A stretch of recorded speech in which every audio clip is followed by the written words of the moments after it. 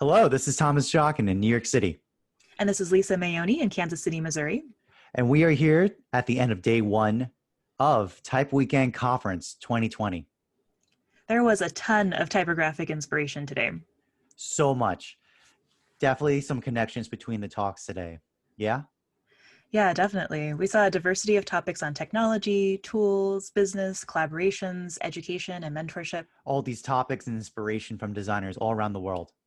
Amazing variety. We're not traveling as much these days in quarantine, so such a refreshing thing to see cities around the world through the eye of designers and typographers.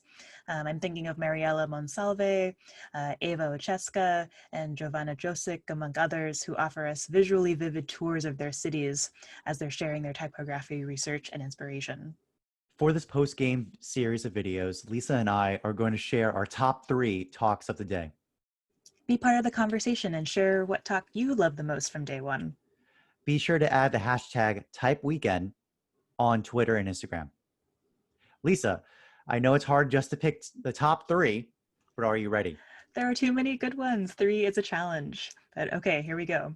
Miriam, assistant professor at the University of Minnesota. She's sharing her methodology on Arabic type design as an MFA curriculum. It's a really wonderful walkthrough of the work that she's doing with students.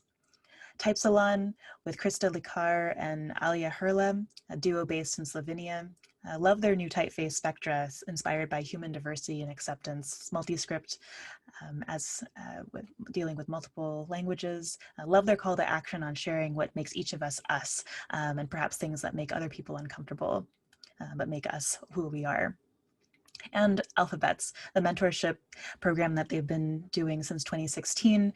Really great to learn a little bit more about the mentorship life cycle and the systems that they have employed to ensure really great experience for both mentors and mentees.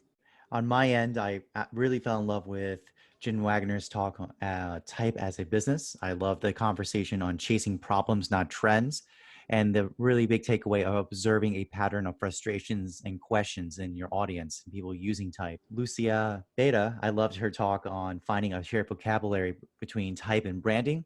There's definitely a discipline gap, and vocabulary is an important way to bridge that gap, especially things like the formal quality of type and their concepts. Type designers think in formal qualities of weight and stroke and composition. Branding focuses on concept, meaning, purpose. And I think that gap needs to be bridged with shared vocabulary. So I really appreciate Lucia's talk on that. And lastly, Darn Studio with their EQX platform, I thought it was a really great exploration of proofing in type design that's not universal, just looking at abstract universals, but instead the particular context of how type will be used and reviewing the design on those processes, on those particular applications.